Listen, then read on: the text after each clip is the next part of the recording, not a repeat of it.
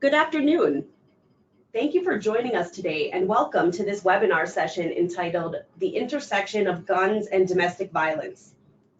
My name is Sheba McCants and I'm the Outreach Director for NCADV, and I'm joined today by Pat Silva, Business Manager for NCADV.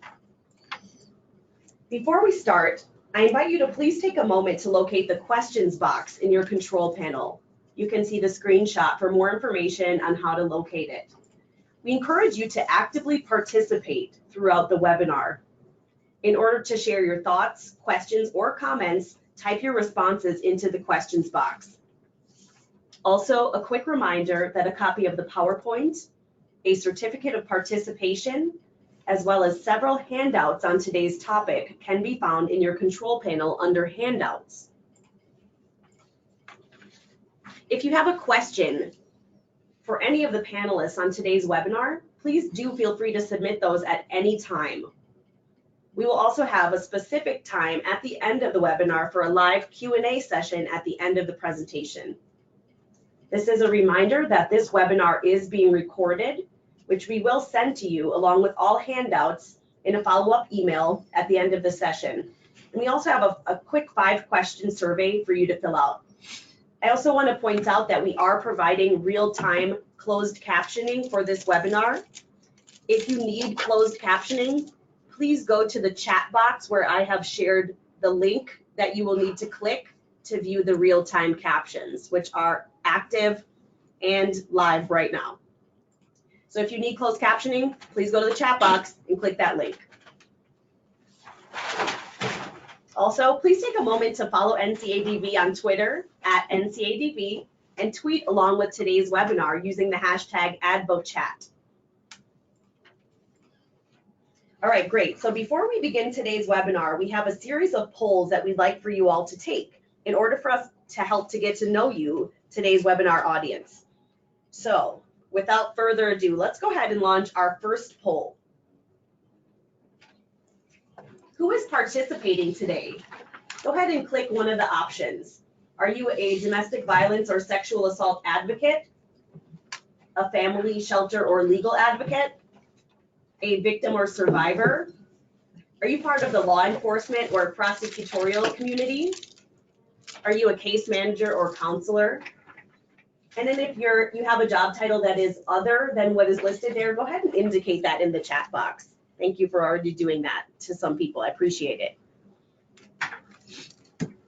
Let's get a couple more votes in. I like to see about 80% of our webinar audience voting on any particular poll. Okay, cool. We can close that one out. According to the poll results, 70% of today's webinar audience are domestic violence or sexual assault advocates. 10% identify as victims or survivors. 7% are case managers or counselors. We've got 2% from the law enforcement and prosecutorial community. And then as far as the other, we've got an outreach and education coordinator, an education and training coordinator, a policy advocate, a licensed clinical social worker, and administrative director. Thank you all so much for sharing those positions. We've got a volunteer on the line. Let's go to our next poll. Where are you located? Pretty straightforward question. Tell us where you're tuning in to today's webinar from and or where you're based, where you do this work. Where are you located? Are you in the West Coast, Alaska, or Hawaii? Are you tuning in from the East Coast or from the Midwest? How about our southern states and Puerto Rico or the mountain region? Let's get a couple more votes in, looking really good. Good participation so far. Let's keep it up. All right, we can close that one out. Excellent. The poll has spoken. 45% of today's webinar audience are tuning in from the East Coast, 20% from the Midwest, 18% from southern states and Puerto Rico, 12% from the West Coast, Alaska and Hawaii, and 5% from the mountain region. Okay, we can go on to our next poll.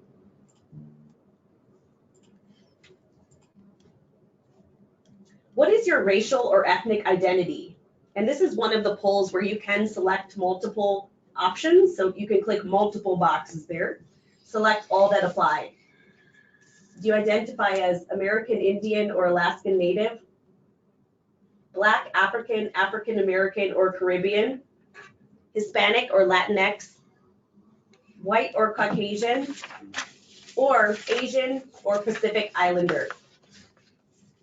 Oh, all right, that looks good. We can close that one out. According to this third poll, out of 5 total, 76% of you identify as white or Caucasian, 16% identify as Black, African American, African or Caribbean, 14% identify as Hispanic or Latinx, 5% American Indian or Alaskan Native, and 3% Asian or Pacific Islander. Great, let's go to our next poll.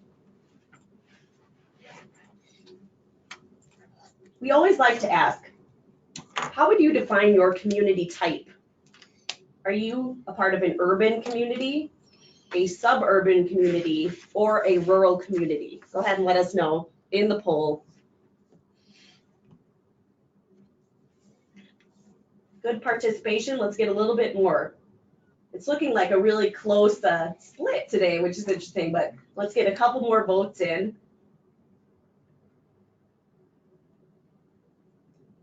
All right, that sounds good. Okay, well, that's very interesting. We're really split pretty evenly today. 32% are tuning in from an urban community, 30% from a suburban community, and 39% from a rural community.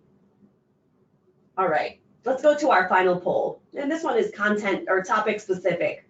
So if you had to say, which system do you think is most in need of increased resources to ensure firearm safety? Would you say the courts? Would you say law enforcement? Would you say database agencies, the defense bar, or would you say victim advocates? So who's most in need of increased resources to ensure firearm safety? Take a moment and give us that feedback. We'd really appreciate it. I'd like to see a good amount more of our audience voting before we move on.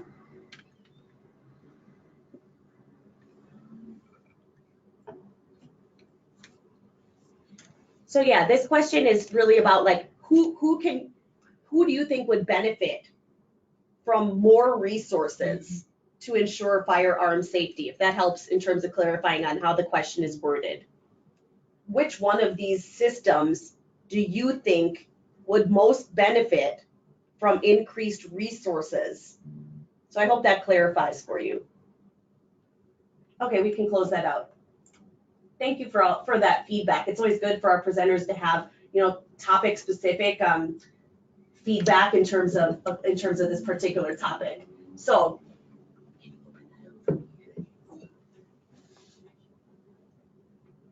click the polls drop down. Thank you. All right, so according to this poll, 36% of our webinar audience says that law enforcement could use increased resources to address firearm safety or to ensure firearm safety. 26% say the courts. 27% of you all said victim advocates need more resources. And then another 10% say database agencies, and 1% saying that the defense bar needs more resources. All right, great. Thank you so much for all that awesome feedback. And we always like to know who is quote unquote in the room with us on today's webinar. So thank you so much. So with all that being said, it's my pleasure today to welcome today's moderator. Ruth is the president and CEO of NCADV. Ruth came to NCADV after serving the state of Colorado Human Services for 28 years. Ruth has worked and volunteered in the field of domestic violence for over 25 years after becoming safe from domestic violence. So it's our honor today to have Ruth as our panel moderator. All right, and at this time, I'd like to introduce today's webinar panelists. Melissa Jeltsin is a senior reporter at Huffington Post, where she writes about gender-based violence. She previously worked at MSNBC and Talking Points Memo and freelanced for Jezebel, The Rumpus, Good, Cosmo, and the Boston Globe, among others. In 2015 and 2016, she won a Newswoman's Club of New York Front Page Award for her articles on domestic violence. Her recent work was highlighted or has highlighted domestic violence victims who are incarcerated for self-defense, how to prevent intimate partner violence homicides, and the role of firearms in abusive relationships. So we'll welcome Melissa Jeltsin to the panel. Our next panelist, Roberta Valente, is a policy consultant for NCADV, with specialized interest in firearms, federal domestic violence laws and interventions, and tribal issues related to domestic violence. She was one of the national coordinators for the legislative work to reauthorize the Violence Against Women Act in 2013. Ms. Valente also served as a consultant on civil legal issues regarding domestic violence for the National Indigenous Women's Resource Center and the National Domestic Violence Hotline and the National Congress of American Indians. We'll welcome Rob to the panel. Dave Thomas is going on his 32nd year of providing training and technical assistance to law enforcement at the state, local, national, and international levels. He is a retired police officer who taught at Johns Hopkins University, served the Air Force Sexual Assault Prevention and Response Program as a highly qualified expert before working in his present position as a program manager for the International Association of Chiefs of Police. We will welcome Dave to the panel. Our fourth panelist, Susan B. Sorensen, trained in sociology, psychology, and public health, is a professor of social policy at the University of Pennsylvania, where she is also the executive director of the Ortner Center on Violence and Abuse in Relationships. Sorensen teaches, conducts research, and informs policy about public health approaches to violence. The author of nearly 150 articles on the epidemiology and prevention of violence, she helped establish violence against women as a public health issue and furthered the study of firearms as a consumer product. Sorensen has served in multiple advisory capacities and provided invited testimony on violence prevention at the local, state, and federal levels. So we'll welcome all four of our panelists, and at this time, I would like to turn it over to Ruth to begin moderating, and I ask that all of our panelists please share their webcams. Good morning, good afternoon. Thank you so much for being here for our webinar on the intersection of firearms and domestic violence. And we wanted to offer this as an emerging and important topic in recognition of Domestic Violence Awareness Month. So thank you all so much for being here. I feel very, very good about who we have present today on the webinar, and you will be informed and educated and hopefully walk away with resources and information that will be useful to you as you continue to work on this particular topic. I'd like to spend a couple of minutes just sharing a little bit of my story and then talking about why this is so important to me personally, and then certainly to us as the National Coalition Against Domestic Violence as an organization.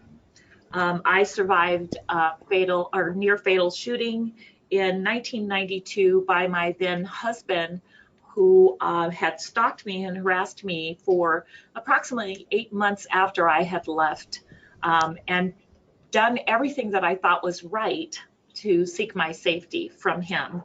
As much as that was awful, there was also a very, very long period of time before the departure and me seeking my safety, in which the gun was used as a tactic and a tool to maintain control of me and my then young child. So as part of that, in my efforts to continue to move forward after the shooting, it was a very difficult time, but I want to also let you know that not only was I impacted deeply and traumatically for a very long time, but so was my child, so was my community.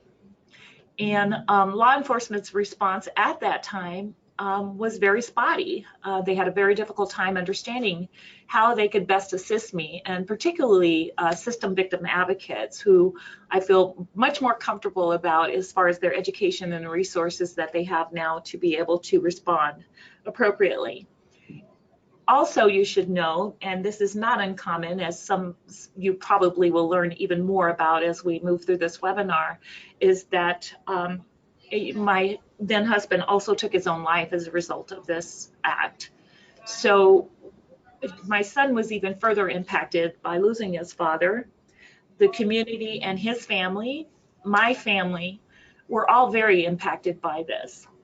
As we move forward of recovering from that or recuperating from that, I began to understand that there was so much more work that could be done, because he also had done this under protection order.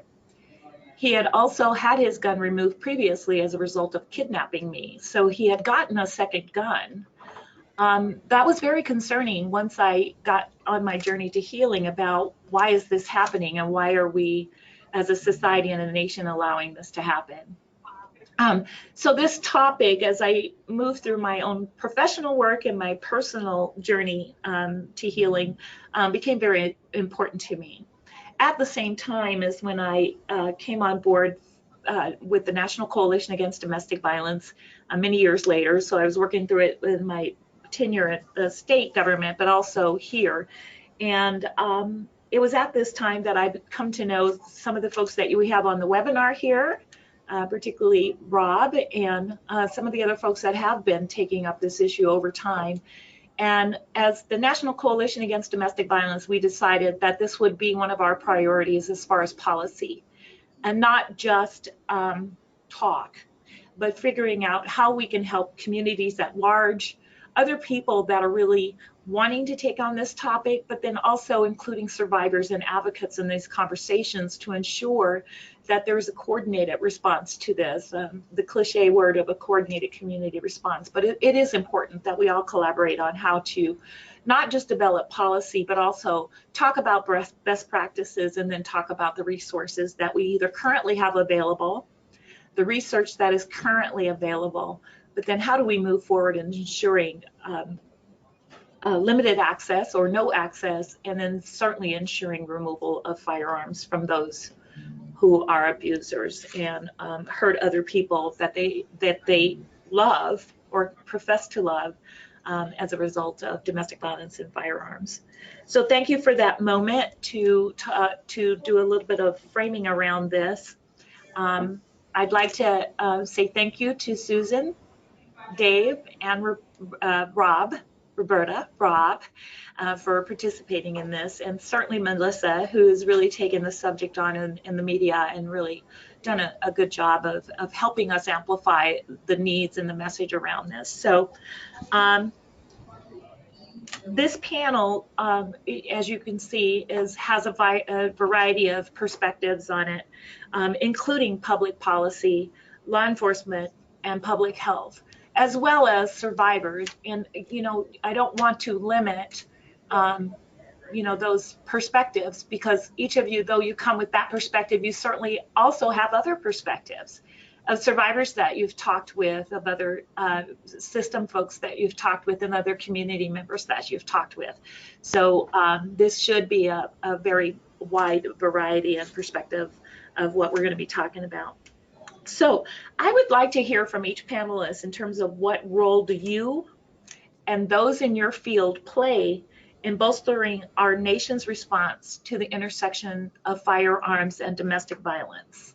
And any one of you can respond, and we'll get it started. And I would also like to say that at any time, if you'd like to offer additional feedback to someone's response, feel free to do that.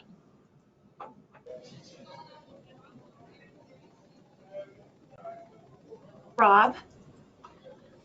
Yes, I would love to tell you about my involvement, and that is legislative and policy making. And that is an important piece. While what happens on the ground is ultimately the most important piece in terms of saving lives and ending the domestic terrorism that's firearms threats and firearms violence, we need to make sure that all the systems are working well, that they all have protocols, that they all have standards that they follow, that everyone knows what everyone else is doing, and that we have laws that give different parts of the system authority to be able to address firearms violence when it comes to domestic violence cases. And that's really important. It's really hard to get everyone to be able to participate fully if they don't have the authority under the law to take certain actions, which may be anything from ordering in a court that firearms be removed, to be law enforcement actually executing the orders of the court, victim services in assisting and being allowed to assist in the process of helping raise the voices of survivors in these systems, to tell them about the dangers. Finally, the resources. And we asked that question at the beginning. It's just so important. I think that most of the gaps that we're going to identify in this conversation can be traced back to the fact that our communities have to have the will to put funding and support behind what we're doing.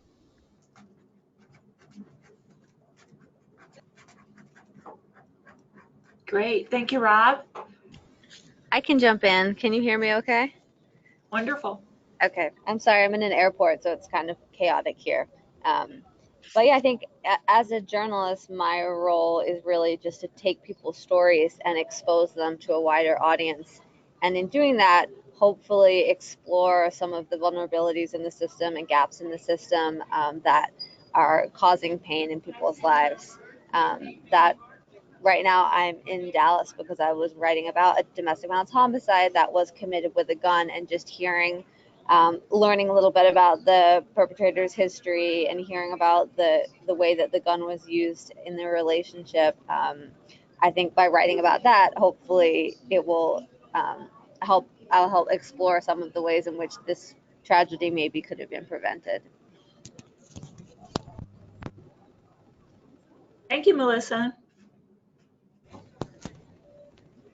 I'm happy to jump in. Law enforcement really plays an incredibly critical role. Law enforcement we're the conduit between the community and the legal system responsible for keeping the public safe.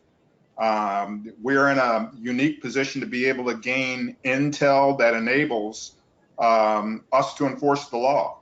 And with that, we have to realize we can't do it alone. We have to, on a continuous basis, be communicating, collaborating, and cooperating with our community stakeholders. It's just incumbent upon us, if we really want to do what we've gone ahead and raised our right hand to do, and that's make the law keep its promise. We know roughly half of the women killed by intimate partners had contact with the criminal justice system to report violence and stalking within a year preceding their murders. Where was the ball dropped in there? Did we do everything we could each and every time? Cross every T, dot every I. When women seek assistance from the criminal justice system, they create for us the opportunity for intervention and for prevention. And patrol officers have more chances to disarm violent predators than do other branches of the criminal justice system, plain and simple.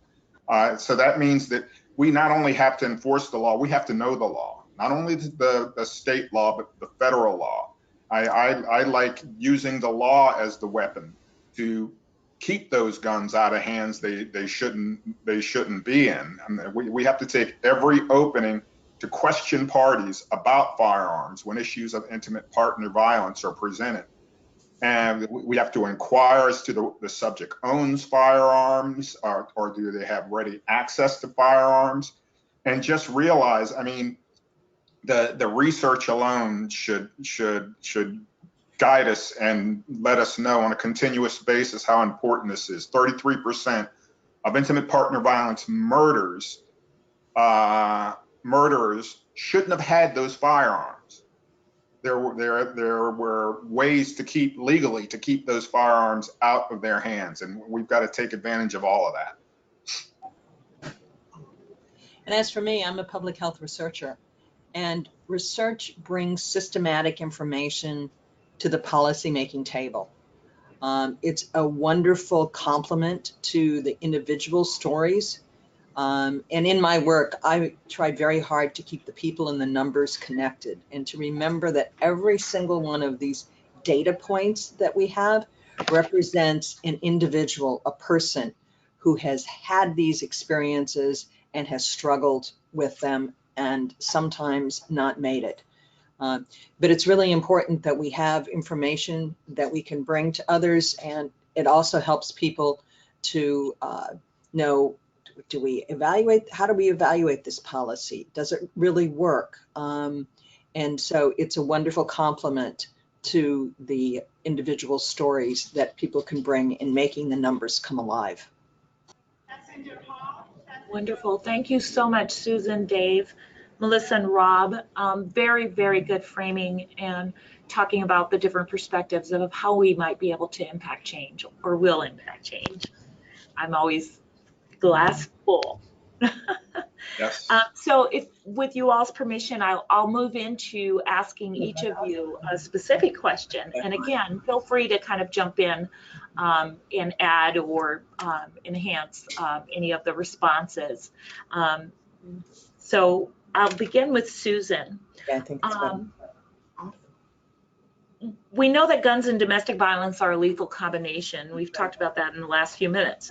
More than half of all women murdered in the United States are killed by an intimate partner with a firearm or a gun. And the chance of being murdered by an abusive partner increases fivefold when there's a firearm in the home.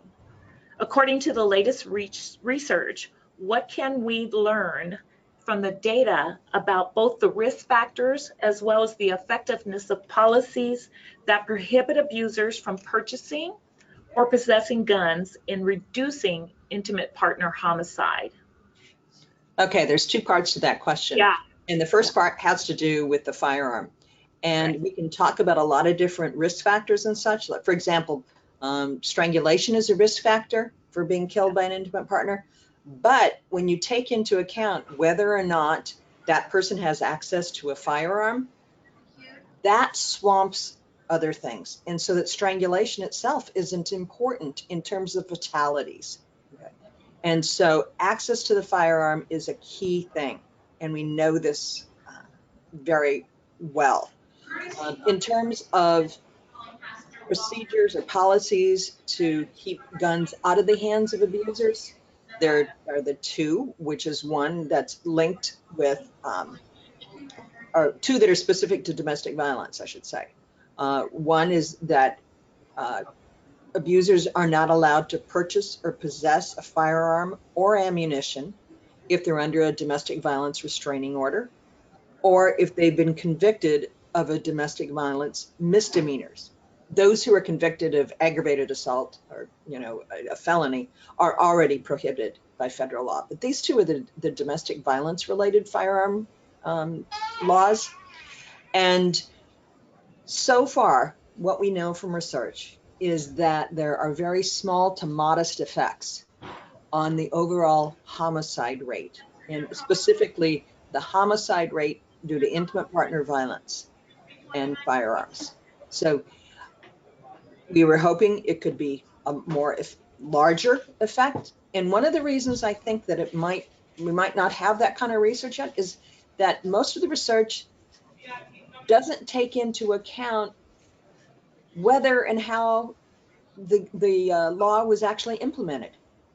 And so we know that they, maybe a state legislature has passed a law, but we don't know how it's being implemented in jurisdictions. And so I think that's one thing that's really important that coalitions can undertake, and individuals, is to make sure and to work with their local law enforcement agency to make sure that the laws are being implemented. Because then when we go to evaluate them, then we'll actually be evaluating the law itself and what it's intended, not just the passage or enactment of a law. Thank you so much, Susan. Do any of the others have a response to Susan or in addition? Yeah. I'll just jump in for a second because I've been writing a lot about these laws across the country. Every time I'm reporting on one of them, I'm finding that, in not all states, but in many states, even though there has been a law passed to make it illegal to own or buy a gun if you've had a domestic violence misdemeanor or if you're under a protective order, actual surrendering of firearms seems like it's not happening in very many places. So even though they're not allowed to have one, no one is physically going into the home and removing that firearm and storing that firearm. So I think, with that kind of a gap, although it's great to have the law on the books, if it's not being implemented in that way, these guns are remaining with people who aren't allowed to have them. And I hear those stories all the time, and I hear from survivors who are terrified because they say, well, I know he's not allowed to have one, but who's actually going to make sure that he doesn't have one? Right. Thank you, Melissa. And this is Rob. I would love to follow up on that because I think that is one of our lead priorities in the work that we do at NCADV. We know that we have a lot of laws to be enforced, and we know that one of the reasons why removal particularly is difficult to have happen is because the laws can just say very broadly, firearms have to be removed at such and such a time or if certain conditions exist. What it doesn't do is train law enforcement or courts. It doesn't allow them, give them space to come together with victim services to talk about how dangerous it might be, what we need to do to protect victims as this process goes forward, to protect law enforcement as this process goes forward, even courts in some cases. And then how are we going to do this? And in addition, one thing that is always missing from a lot of what we do is compliance. And that you can take those firearms away, even when the best things happen and the first round of firearms are removed. We frequently find that the offender has just gone online and gone to a website and purchased another firearm or purchased it privately from someone else at a gun show or in the community, and we have no one following up to see if anything is happening in that way and that creating more danger that should not be there on the basis of what the law says.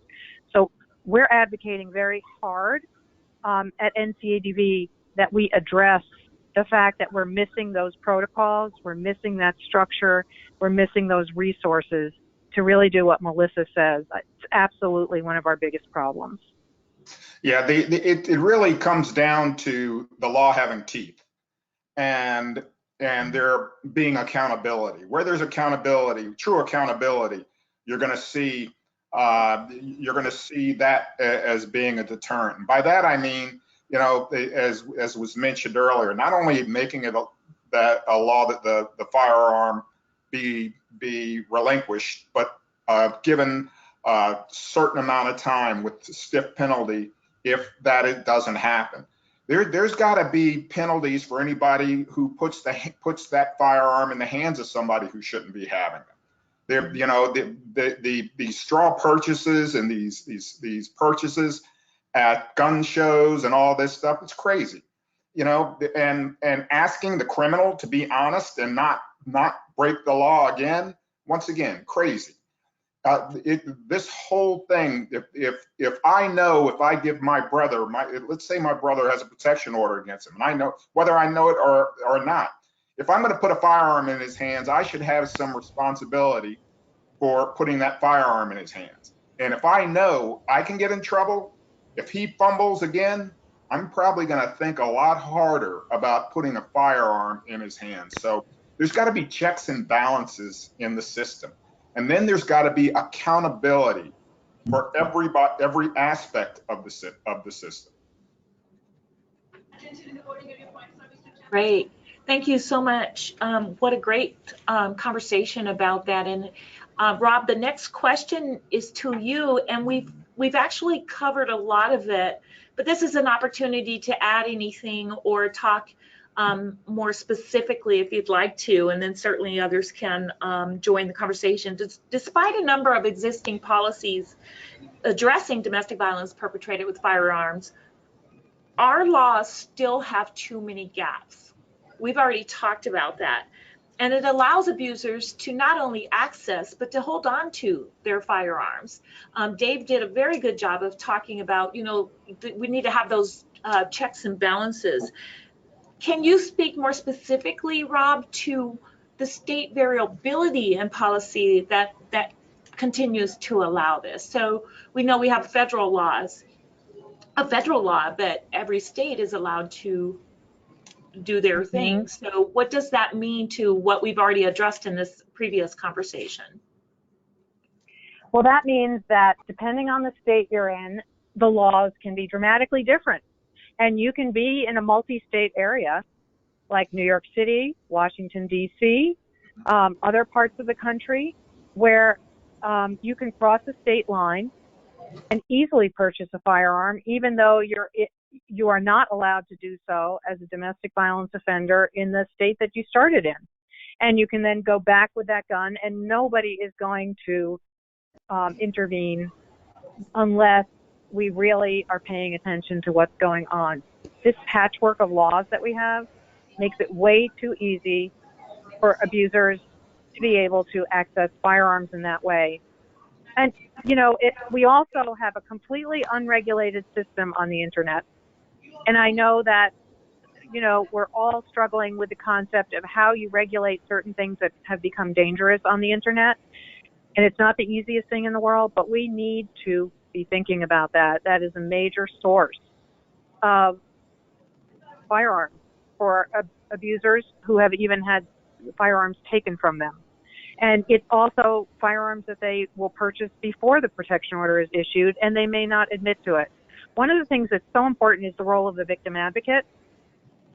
The victim advocate is the person who can have a confidential conversation with the survivor of this violence and find out what really is going on. How many guns are in the home? What kinds of threats have been issued? You know, what do they perceive as the dangers that might be happening in the future? And that's so informative and so helpful to the court and law enforcement systems that then have to follow up. It's valuable information. That's why we need a partnership between all three services in making this happen. Yeah, it really is about having not only the laws, but the databases to keep up with these individuals who go from state to state or what have you. It means it's about having, once again, the accountability. I can't emphasize enough, you know, if you're going to say I've got the right to sell this firearm or whatever, then with that comes responsibility. With that attaches responsibility, and there's just no good reason that shouldn't happen. I mean, everything, you know, we have a long way to go when it comes to good, sound legislation. But that being said, there still are a lot of ways that we can get firearms, but we have to know the laws. We have to get as much information as we can. That means doing good trauma-informed investigations, trauma-informed interviews. That means I have to have a working relationship with the local service providers. I should know that victim advocate by first name, and that victim advocate should be able to call me and drop a dime without forsaking without forsaking any type of confidentiality or anything, so that we can share those things. They're going to keep our entire community safe.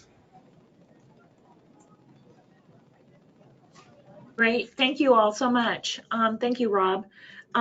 With that said, and Dave, again, you've already touched on some of this, but I'm going to ask you, you may have some more specifics around this particular area. The International Association of Chiefs of Police Law Enforcement Leadership Institute on Violence Against Women created the agency self-assessment on domestic violence and firearms for law enforcement agencies. And that, for you webinar participants, will be one of the handouts that you'll receive. Dave, what would you say is the biggest barriers that law enforcement agencies face in terms of enforcing their own state laws regarding the surrender specifically of firearms? Well, in many states, the justice system provides really little or no deterrence to illegal gun possession, believe it or not, or use. Offenders are frequently arrested repeatedly, and the justice system often seems unresponsive to the issue of gun crime and gun violence. in most states, the private sale, as we've touched on here, or transfer of a firearm does not go through a background check process. Still, we've gotten to 2018 and we still can't get that right. These straw purchases, these purchases at gun shows or from one neighbor to the other, that's where guns are really illegally getting into hands.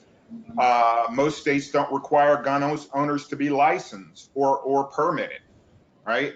But you have to have a license to drive a car. You have to have a license for all sorts of things. But to have a firearm, something that as deadly as it is, especially a handgun, and when we know that when it comes to deaths in this country by firearm, the vast majority of them are handguns and it's suicides.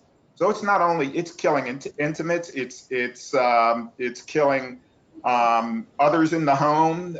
It's just ridiculous. In many states, repeated arrests for gun possession results in little or no consequences. Chicago's seen this, where they passed the great felony law with respect to firearm possession, but you got to get caught 3 times. Most states don't have laws requiring them, a gun owner, to report to police the loss or the theft of a firearm. And there still also needs to be better knowledge of state as well as federal statutes, because these are, once away, that knowledge of the law helps us keep those firearms out of the hands. Some state law enforcement or local law enforcement officers say, well, I don't need to know federal law. I can't enforce federal law. Well, I said, you know what? If somebody is in violation of federal law, the statute that requires, that says an individual who's been convicted of a domestic violence misdemeanor can't possess a firearm, you may not be able to arrest them for that violation, but you can take his contraband. That firearm in his possession is contraband, and he can't keep his contraband. Take it, turn it over to ATF, turn it over to FBI or whatever, but get it out of their hands. Any responses to what Dave just said? I mean, just to give a specific example, here in Dallas, I was just really surprised to find out that municipalities in Texas are not required to tell the background check system if a person has been convicted of a domestic violence misdemeanor. It's up to them. It's voluntary. So it looks like Dallas is now changing that. But that was kind of shocking to me that they have the choice about whether they even want to give that information to the background check system. How are we even flagging these people if they are legally not allowed to own these firearms, if there's not that communication with the, NICS background check system? And that's where the law should say shall instead of may. It should not be discretionary. We've shown when it's discretionary, many times the ball can be dropped. We should make it shall. That's part of the checks and balances. And even right now, it's really hard to get any gun laws passed. We know that. But even if agencies would go to their state or local police force and say, are we reporting all of our restraining orders and our misdemeanors in domestic violence to the National Instant Check System, if they use the National Instant Check System for background checks? That would be really important, because it's important that the law enforcement agencies know that people are paying attention to this. They want to know, and they could administratively decide we are going to submit them. They don't necessarily have to have a law if there's the administrative will to submit them. And so I think that's one thing that can be done. And I just want to add that we had a recent and amazing, miraculous victory in Congress. It was a bill called Fix NICS. And just the things that we're talking about right now, those missing pieces, will be addressed in future. It does have sort of a kind of long timeline for making this happen, but it's recognizing the fact that states absolutely have to enter these records. the system is meaningless. It happened after the shooting in the church in Texas. Yeah. That the offender in that case was convicted of a crime by the military that should have been disqualifying. He should not have been able to purchase firearms. And the reason why he could was because the military, up until that point, had entered one protection order, the whole military. Only the Navy had entered one protection order into the entire background check system. And so that law, Fixed NICS, came on the heels of that. And it was one of those wonderful moments, and I say miraculous because of the partnerships that made it happen. It was a joint effort between the victim advocacy community, the law enforcement community, legislators, the faith community. Everyone came forward because I think it really became clear in that particular instance just how poorly the record keeping is in this case. So now, in future, the Attorney General, the states will have to provide reports to the Attorney General, which the Attorney General will have to post online. The devil is in the details, of course, just as we've been talking about. It's how the law is implemented. It's what time frame it's implemented in. But I do know that there is some momentum. People are aware that their states will have to start complying with this law, or there will be some monetary consequences in terms of funding that they receive. Thank you for that, Rob. Very important, particularly you addressing and talking about how everyone came together. And unfortunately, it was due to a very tragic event. But the good that came out of that is this new effort to make sure that the record keeping is appropriate and good and enforced. So thank you for that. The next question is for Melissa. Melissa, how can the media work to center and uplift the voices and stories of domestic violence victims and survivors in the conversation about domestic violence, and particularly domestic violence in the intersection of firearms? Well, I think it's a great question. The media is already reporting a lot of these stories because these domestic violence and especially gun violence stories are crime stories, and people like to hear about what's happening in their community. So a lot of times these stories are getting some coverage. It's just about whether they're really being contextualized. So I think that the work that needs to be done there is when people are reporting these stories, they're reaching out to experts. They are looking at the bigger picture. So not just, what happened in this instance, but what kind of prior violence was there? What were the lead ups to the offense? What kind of laws are there in that community, and whether things worked as they should have. For the story I'm working on now, it's just so shocking to me to look at this person's prior history and see that he had been arrested maybe 4 times for using a weapon, a firearm against a woman, like mostly just hitting her with it, threatening her with it, firing at her, and hadn't shot anyone yet, or had actually shot his mother in the thumb, but she survived. And then, didn't really serve much time and was out and was able to get another firearm that he used to kill his he's going to go to trial. So allegedly used to kill his pregnant girlfriend. But it seems to me that the system had him in their grasp a number of times and identified him as a dangerous person with a firearm. But yet he was still able to get another firearm in order to, allegedly kill his girlfriend. So I think for the media, the job is that when we're telling these stories, which we are telling all the time, like there's that Chris Watts story is huge. The guy that is going to be on trial for killing his wife and his 2 kids, like that's getting insane coverage, but it's about really centering that in a story of domestic violence. And yeah, I don't know if we're getting better at it with this like Me Too moment. I think there's probably a lot more work to be done.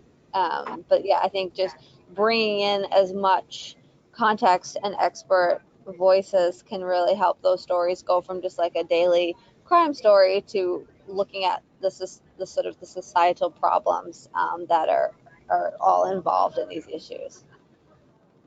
And I'm so sorry, but I am going to have to jump out early because my flight is going to leave. Well, thank you for your time, Melissa, very, very much.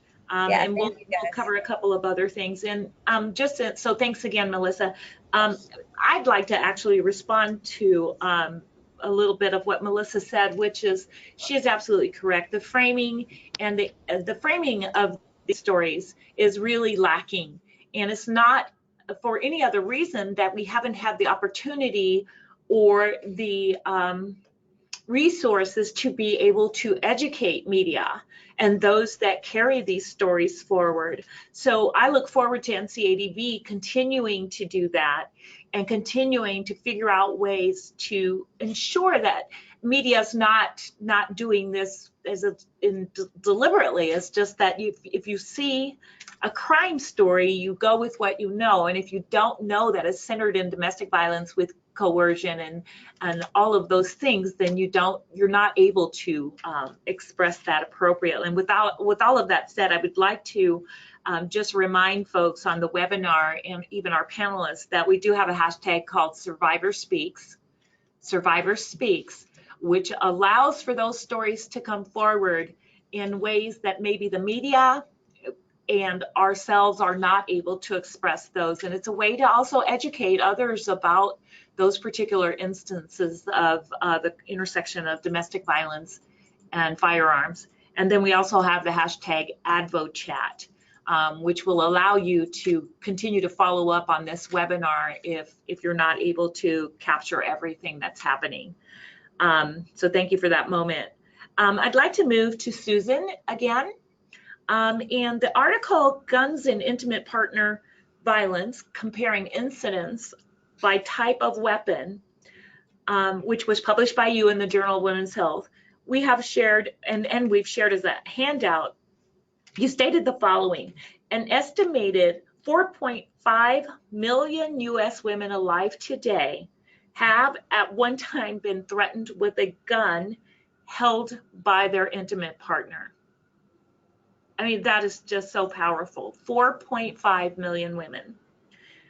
About 900,000 have been shot at or shot by an intimate partner. And when it comes to fatalities, women in the United States are more than twice as likely to be shot and killed by their male intimate as they are to be fatally shot, stabbed, bludgeoned, strangled, or killed by any other means of a stranger.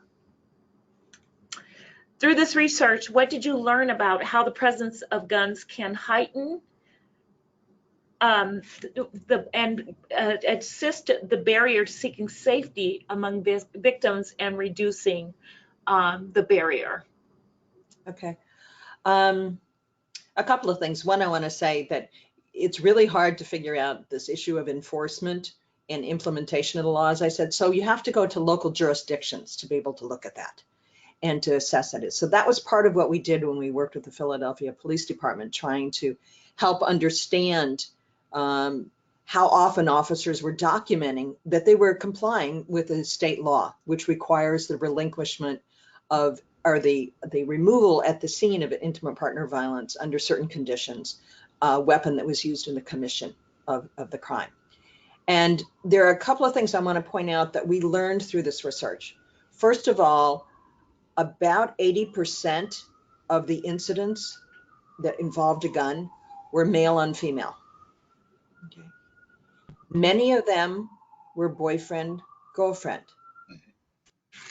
Another thing that's really important is to underscore that about 2/3 of the way the gun was used was to threaten the partner, not necessarily to pistol whip or shoot at, but to threaten the person. And when we took into account all of the other things that were going on, the use of a firearm, and again, primarily to threaten, increased fear threefold among the victims. Okay. And what that does is it contributes to what's called coercive control, because guns are a uniquely dangerous weapon. And that threefold, by the way, was compared to any other external weapon, like a knife or a bat or something. So it wasn't just somebody arguing with you, but the fear went up threefold if it was a firearm. And when most of us, if we encounter somebody in the street with a gun, we'll back down and say, isn't there another way that we can handle this? Or we just hand over our wallet or our bag. Whereas if it's somebody who balls up their fist and says, give me this, we might try to defend ourselves, we might run, we might choose a variety of tactics. With a firearm, we know it's uniquely dangerous. And so we adapt different behaviors, and we adopt, I should say, different behaviors, and to make sure that we stay as safe as possible. And what that happens to an intimate relationship is, one, first of all, it changes the nature of the relationship immediately. And the fear that goes, it continues on. The person might never see the firearm again, but knowing that their abuser has pulled out a gun and is willing to use it to threaten them is a way that keeps them in check.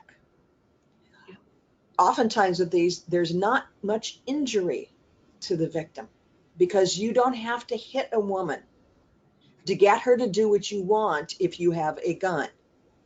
And so if we're looking for visible injuries, which is sometimes a requirement for arrest in some jurisdictions, we're not going to be able to see as many visible injuries. But what it does is the firearm can facilitate chronic abuse because she's less likely to leave, because she has made an appraisal of risk. And it's a realistic appraisal that with him having a firearm, her risk of being harmed is much higher should he choose to use that weapon. So that's some of what we learned, Ruth. Thank you, Susan. It really boils down to you have to really look at these relationships, and the more you're able to place them into context, the more you're able to see how that individual who is engaging in that type of behavior is a terrorist. He is a domestic terrorist. Call it what it is.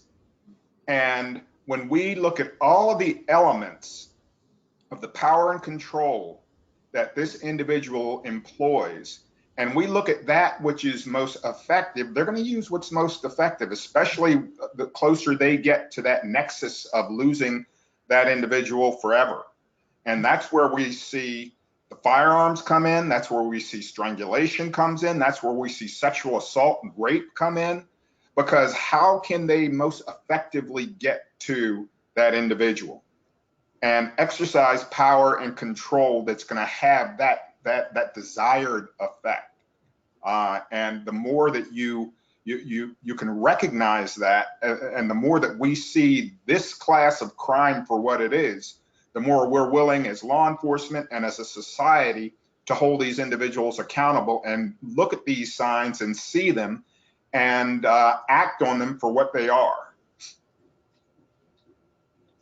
And I really want to follow up on what Dave said and also what Susan said. What they're describing is a culture.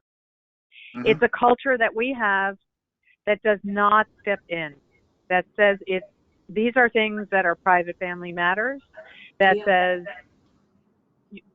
it's okay for someone to have a gun because we live in a country that particularly admires people who have guns, that we're not looking at what the dangers are. I mean, you're hearing very compelling arguments from both Susan and Dave, and compelling stories from Melissa and from Ruth. But what we get in response when we raise these things is, well, people do have a right to go hunting. People do have a right to defend themselves. And what we really have to ask ourselves is, are we a culture that wants to make sure that someone who is demonstrably violent against an intimate partner should have access to firearms?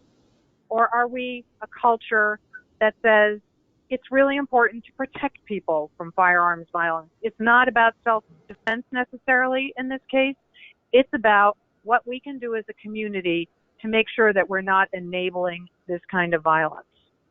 So I think, again, Dave said call it what it is. I feel like at this moment, I'm going to call it what it is. We have a culture that enables it. Thank you so much, Susan, Dave, and Rob. And I'm shaking my head energetically because you all have hit on every element that is the root of some of this problem.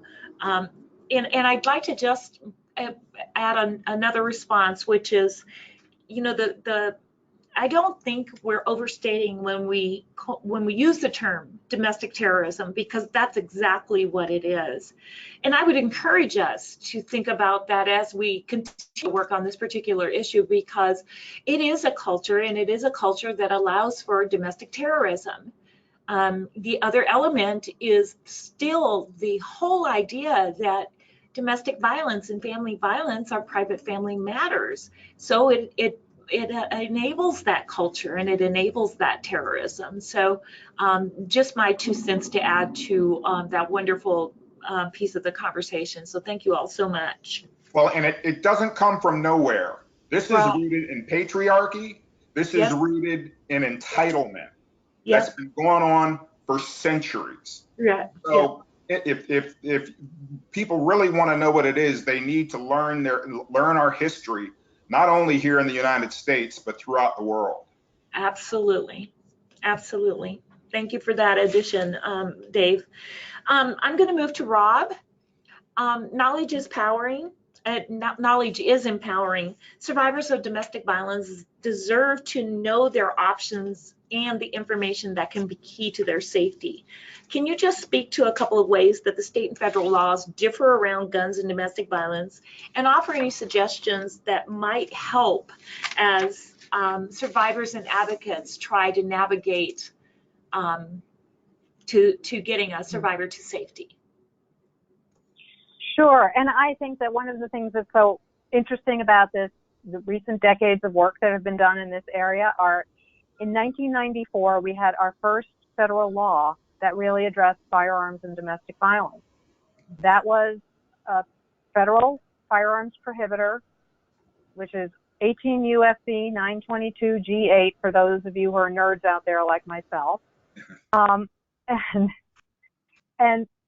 it said that if you are subject to a valid and current protection order that had certain qualifying pieces in it, you should not be able to have a firearm, and that protection order should be entered into the background check system so that it would be difficult for you to obtain that firearm. And that was followed up on in 1996 with the Lautenberg Amendment, which recognized that now we've prohibited felons, people who had committed felony domestic violence, from having firearms, and people who had protection orders against them from having firearms. But those who had committed misdemeanor crimes, who were convicted of misdemeanor crimes of domestic violence, did not have the same prohibition. And that is the majority of how domestic violence cases in the criminal justice system are handled, because of plea agreements. So that was added also. That was so far ahead of its time in the 1990s. But at this point, the states are way ahead of the feds. It has not changed dramatically since then. And what we realize is that the way those laws were written, there are things that now the states are working to cover that the feds still are missing and we need to work on. So one is what is known as the boyfriend loophole. And that boyfriend loophole is that the way that it was written, it said an intimate partner is someone who is married, formally married, had a child in common, cohabited, or formally cohabited. But if you're in a dating relationship and live separately, which many, many people do today, and about up to half of the protection orders that are issued nowadays are to people who are in dating relationships, it's not covered. And one of our hardest lifts has been to try to ask Congress to meet up with where the states are and fix that boyfriend loophole, because we see no reason why if someone is abused by someone, the difference between protections against firearms and not having protection against firearms is whether you're married or you're dating. Just doesn't make sense. You've been victimized in any case. So that's some of the differences in the law. That said, where the federal law does apply, there is a great mechanism that can be brought into place The Bureau of Alcohol, Tobacco, and Firearms, otherwise known as the ATF, has a role in helping to remove firearms, especially from those who are really dangerous. Many of these offenders have 25, 50, 100 firearms in their house, more. And they have a stockpile. And sometimes they're drug traffickers, sometimes they're firearms traffickers. And it's really important that we have a federal system that can help step in when we have those co-occurring crimes. So we have differences, but we also have complementing services that can be offered. Great. Any responses to Rob, Susan, or Dave? Okay. Thank you so much, Rob. I'll move on to Dave. Dave, do you have any examples of a jurisdiction that is having success and using what might be considered by you, in particular, best practice in enforcing domestic violence and firearms laws, but particularly removal? Well, and we really have to look at it in not only with respect to domestic violence in particular, but with crime and violence in general. Most of these individuals who commit violent crimes, when they go home, they take care of their business in the same type of behavior. There's a lot of co-occurring things that are going on in the lives of these criminals. So we need to get guns out of the hands of people anywhere and everywhere that we can. We know that in New York City, for instance, gun violence has gone down from 5,200 in 1993 to 790 in 2017, an 85% decrease. They focus on violence, homicides, and shooting. And everything they do with the people that they serve, the people of the city, they do a lot of coordinating. They actively participate in a coordinated community response and neighborhood policing. They focus on the small number of drivers of violence. There's officer accountability. Field intelligence officers focus on violence in the precincts that they work. They debrief prisoners and recruit informants and conduct firearm search warrants. They have enhanced shooting investigations, a gun violence suppression division, and they're collaborative partners with Ceasefire. So they're hitting it from a whole lot of different angles because there are layers to this. And if you get caught with a gun in New York City, there's a 57% chance you're going to do jail time. Mandatory 3 to 5 years. That's a deterrent. Most guns that are coming in through the illegal pipeline. We know they have some pretty good gun laws there, just like they have gun laws in Chicago. But what we find in both of those jurisdictions, the guns that are coming in are coming from outside. They're being transported from other places where they don't have the same. The contrast in respect to consequences is that you have less violence with more severe consequences, plain and simple.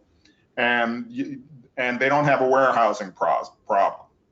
Accountability of the courts and prosecutors as well as law enforcement seems to be the difference. So it can't be just me going out confiscating guns and lock them up. Once I do that, then the ball's got to be picked up at the next step. That's where the prosecutor has to have the desire to go forward and the ability to help me make the law keep its promise. Chicago recovers guns more guns annually than New York and LA combined, much due to the number of guns on the street that are coming out of Wisconsin and Indiana. And we know that as I stated earlier, where they're having the problem, because we still have a lot of violence there and so forth, and a lot of problem with guns is the lack of the follow-up, a polar opposite of what's going on in New York. They can't, the individual on the street is like, I'd rather get caught by the police with a firearm than another person involved in a gang. with a firearm, right? And so there's no deterrent for any of them, you know, because it's 3 times before they're doing any time. And they said, you know, in the first 6 months, they you know, gun possession was way down, but it went back up when people realized the law didn't have any teeth, as I've touched on. So the reality, you know, sets in when we realize that those things that we're doing are either having the results, the desired results, or they're not. And you know what? No, there aren't a lot of laws that are perfect the first time, you know, that at first run. But what we have to do, and what we continue to try to do in the work that Rob does, in the work that I try to do, is where we find the loopholes and everything, we go back and try to fix them. And that's where our legislatures have to do their job to protect the public. Like I said before, there's a lot of accountability to go around. Great. Uh-oh, we lost him. Together to stem this violence. We lost you for like 1 second, Dave. So if sorry. everybody a little mystified, that was why. Any quick responses to what Dave has just said, Rob or Susan?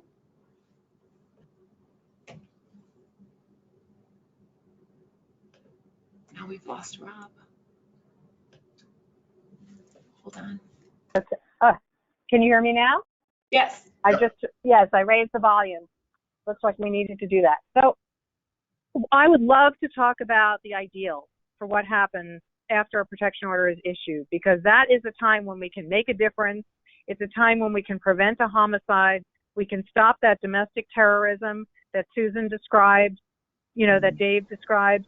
And that is, courts should have the authority at any stage of the protection order process to be able to offer as a form of relief to a victim that law enforcement is authorized to go and remove firearms. And that should be handled they should already have protocols so that that paperwork gets to law enforcement quickly and effectively. In places that I will give Baltimore City as an example. I have been there. I have seen how they do it. When that protection order is issued, 2 things happen immediately. The survivor gets to go with a victim advocate and sit and talk about what they're most concerned about, what they feel would make them safest. And that protection order is also delivered to a sheriff's office right there on the site. When the survivor is ready with the victim advocate, they sit down with the sheriff's office and figure out what's the best way for this to happen. Do they need to be away from the home? Is there a better time to do this? How many firearms are there? When the sheriffs are done serving the order on the perpetrator, if he hasn't shown up to the hearing, and also removing the firearms, then probation kicks in. And the offender has to check in with probation to make sure that they'll be asked, have you purchased additional firearms? And when you answer, know that if you are answering falsely, you're subject to this. Just as Dave said, there's accountability. There's a law, and we're going to hold you accountable for it. That if the survivor asks for another visit by the sheriffs, that will happen. And that the survivor is working continuously with Victim Services Program to make sure that they're always undergoing safety planning. That's what we should be seeing in our cities across the country. That's something that will really change the homicide rate. And I'd also like to make a plug for lethality checklists. Yes. And maybe Dave wants to talk about that. I know that's that is very helpful in the hands of law enforcement. Yeah, thanks for mentioning that, Rob. That lethality assessment or lethality protocol, whichever one that's being employed, they really help to put things in context. They help provide for the court, for instance, if a protection order is being sought. They help to provide facts and circumstances that the court is want to get to hear, so that protection order isn't only sought, that it's issued. They help in being able to get the guns out of the hands of those who have shown by their behavior that they should not possess them. And it really is great for us in law enforcement and for the for the criminal justice system, because that's what probable cause is based on facts and circumstances.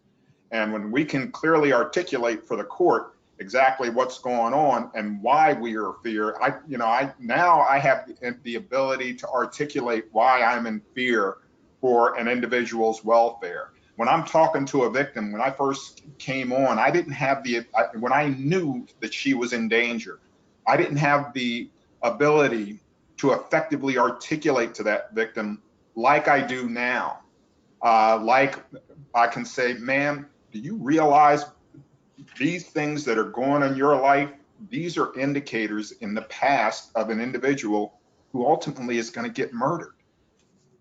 This is why I am fearful for your life. And we know when it comes to one of the beauties of this whole, the assessment is it's helped us get victims to services who prior to this didn't get into services. And we know from homicide reviews that one of the reasons that this individual was murdered, they never had access to services. So there's all kinds of positives we get by employing the lethality assessment. Mm-hmm. Great, thank you. And what an important tool, and not just for law enforcement, but even a victim survivor who is able to see that information and understand exactly what's happened. Yes. And how they might be able to move forward. And then many other people that can look at that and really make something different happen for that survivor and hold the perpetrator accountable. So what a very good point. I do have a couple of things. We have one more round of questions to go through, but we have been asked by someone if Rob would be willing to repeat her explanation about the laws from 1994, and then of course through the Lautenberg Amendment, just so that, and then of course the USC code. Just if you would be willing to repeat Sure. what you just said in that short little snippet, that would be awesome. Yes. So in the Violence Against Women Act of 1994, the first protection around domestic violence and firearms was passed. What it said was that someone who is subject to a qualifying valid court order that prohibits them from using a certain amount of physical force or threatening to use physical force against their partner is in effect, then they should not, under federal law, that person for the duration of the protection order is prohibited from having a firearm. That is 18 USC, United States Code 922, parentheses G, close parentheses, parentheses 8, close parentheses. That's where you'll find, if you just type that into Google, you're going to get that part of the code. And maybe we can put that up on in the chat. As soon as I stop talking, I'll type that in there. And the complementary part to that was that if you are convicted of having committed a misdemeanor crime of domestic violence, that again is qualifying, it has to have certain levels of force involved in it, that you again are prohibited under federal law from possessing, transferring, buying a firearm or ammunition, by the way. It covers both. And that is the same citation I just gave you, except it ends with a 9 instead of an 8. And so now I'll stop and I'll type that into the chat box for all of you. Thank you, Rob, so much. A couple of other items of note. One is they can also just type in for Google, for those that aren't familiar, lethality assessment or lethality checklist, if they'd like to get some examples of what those look like.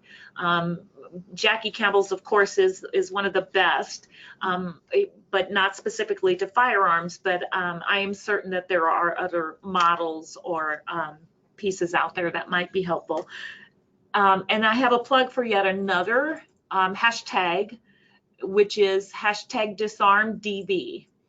And we've talked about that project a lot over the course of the last few weeks, so I won't spend time on this webinar. But if you really want to follow particularly instances where there's been an intersection of firearms and domestic violence and what some of the responses to that have been, that's another good hashtag to follow, DisarmDV. Okay, Susan, the next question is for you. Oftentimes we're asked whether victims of and survivors of domestic violence should get guns to protect themselves, or quite frequently what I get is you're going to cause them more harm by saying they shouldn't have guns.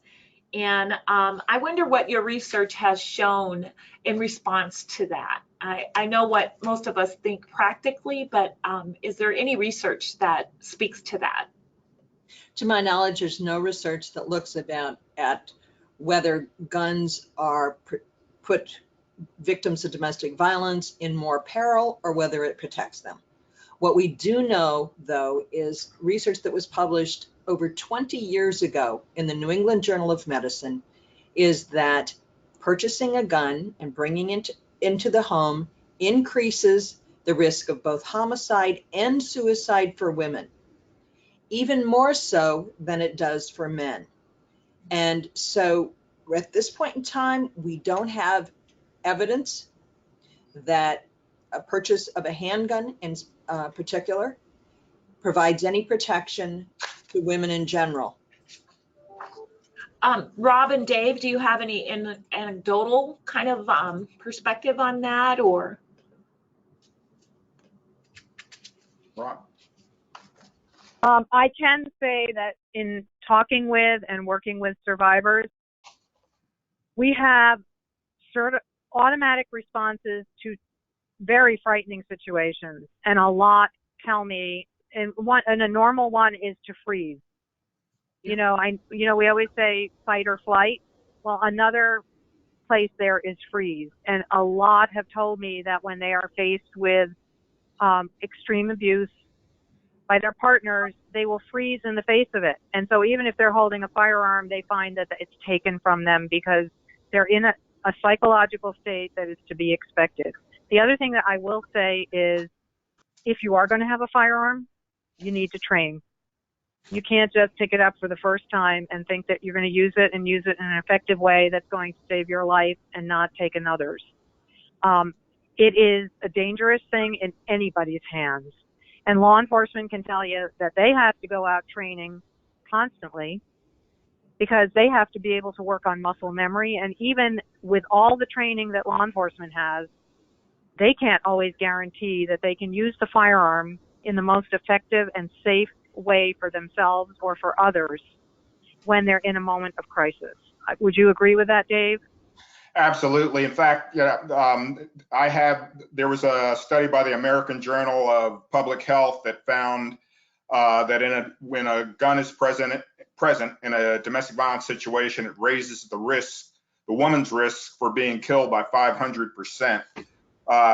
Then in the book by Dr. Daniel Webster and Jay Vernick from Johns Hopkins University, Reducing Gun Violence in America, they reported in their study access to firearm by battered women had no protective effect. It's a false sense of security is what it is. I used to even advise my officers when I was teaching full time at the academy, even off duty, you don't need that gun, even off duty, it'll get you in more trouble than it'll get you out of.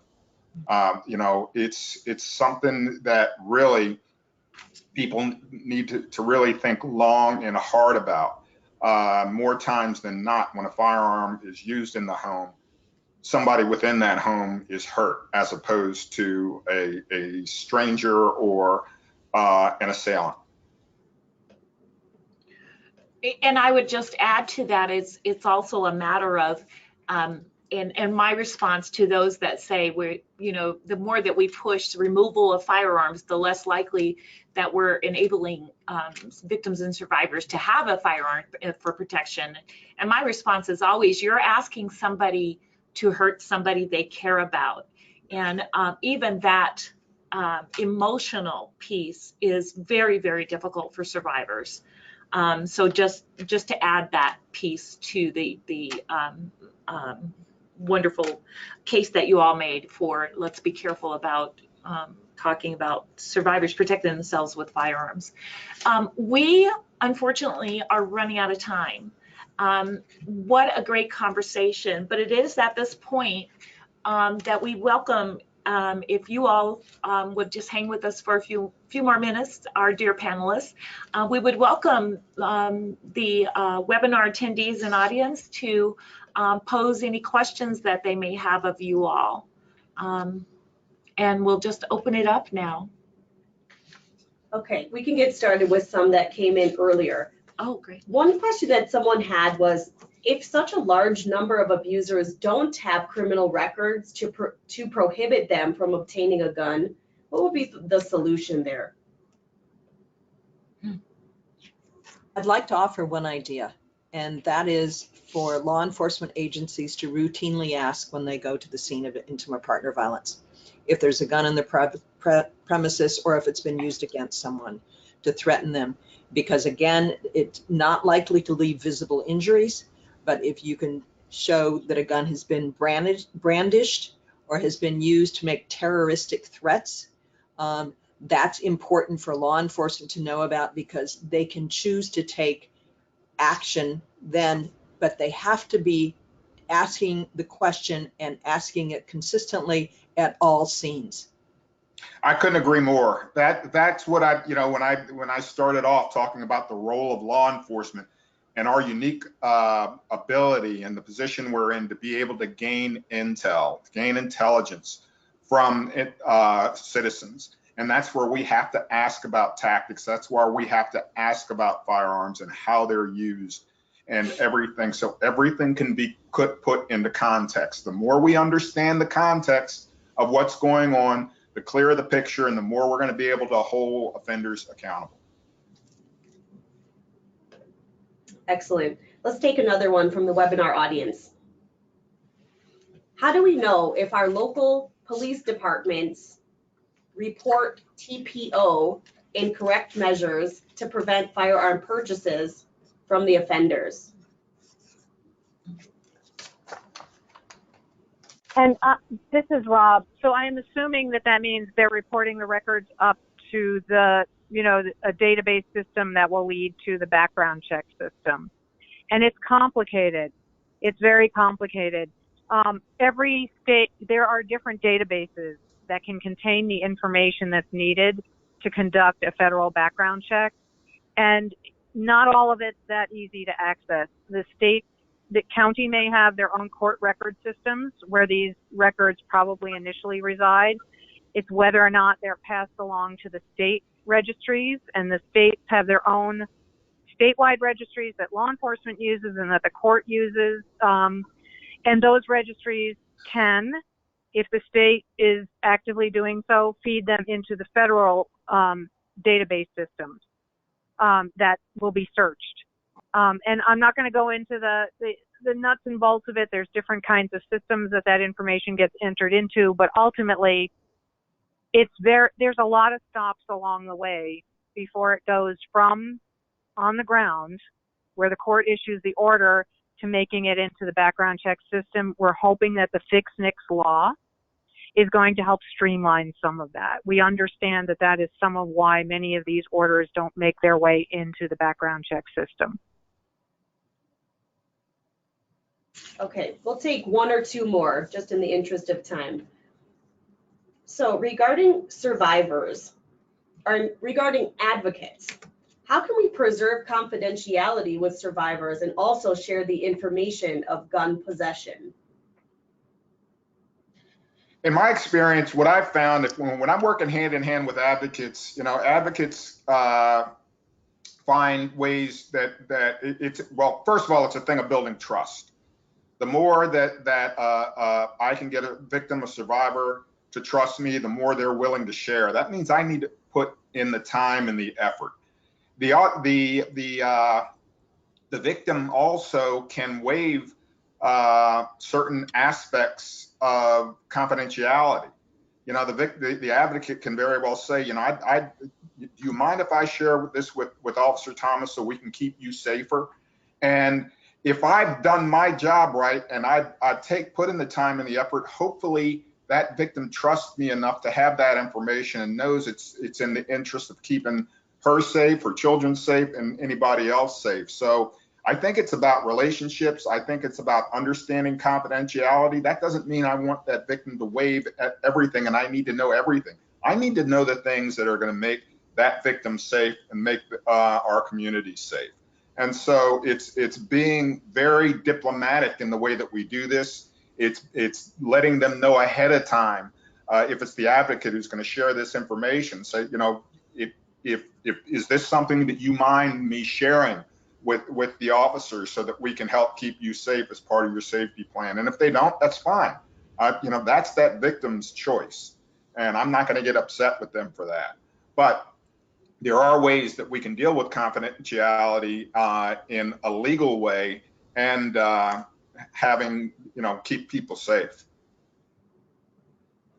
I think Dave is absolutely right. That was a great answer to that. And I would only add that legislatively, in some states, they've just not put the burden on the survivor to have to tell that. In a lot of cases, the court is going to have to ask that question directly of the perpetrator.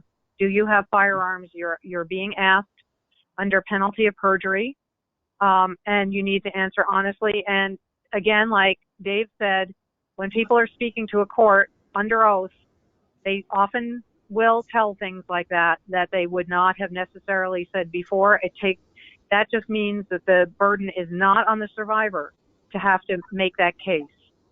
It goes right back to the person who really should be identifying whether or not they have firearms. So that's a good legislative piece to include if you're doing that kind of work locally. Great. So as we, first of all, thank you so much, Rob and Dave, and responding to those questions. And unfortunately, we're running quickly out of time, but we do have just a couple of more minutes in which I would really love for each of you to respond to the following question. If you could just take a half a minute and right off the top of your head, express what you think, which is, if someone were to ask you, what recommendation would you make to a lawmaker? If they were to ask you what recommendation, one solid recommendation you would make to a lawmaker that says the best way that they could do something about the intersection of firearms and domestic violence. That's not hard for me because I say it every day.